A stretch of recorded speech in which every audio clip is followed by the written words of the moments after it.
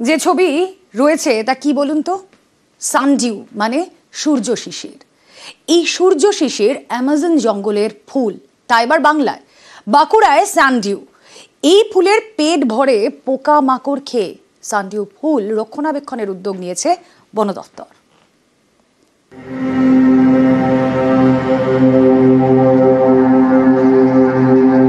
ফুলে বসতেই ফুলের পেটে এই ফুল পোকা খায়। ফুলের নাম সানডিউ, বাংলায় সূর্য শিশির, বৈজ্ঞানিক নাম ড্রসেরা। অ্যামাজনের জঙ্গলে এই সূর্য শিশির প্রথম দেখা যায়। সেই ফুলই বাংলায় বাঁকুড়ার বিভিন্ন জঙ্গলে সূর্য শিশির।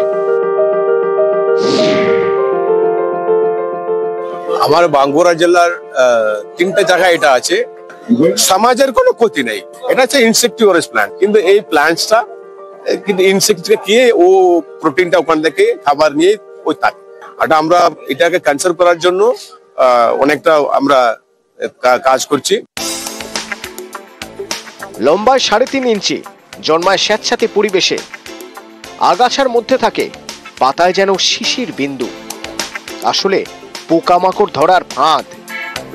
সূর্য শিশিরের উজ্জ্বল লাল রং ও সুগন্ধে পোকামাকড় আকৃষ্ট হয়, কাছে এলেই পাতায় থাকা আঠায় আটকে যায়।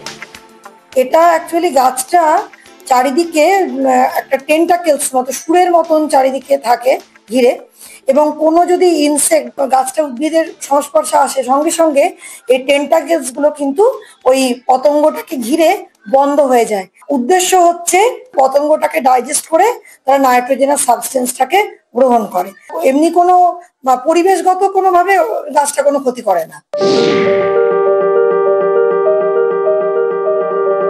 বাঁকুড়া, সোনামুখী, জয়পুর সহ বিভিন্ন জায়গায় দেখা গিয়েছে সূর্য শিশির।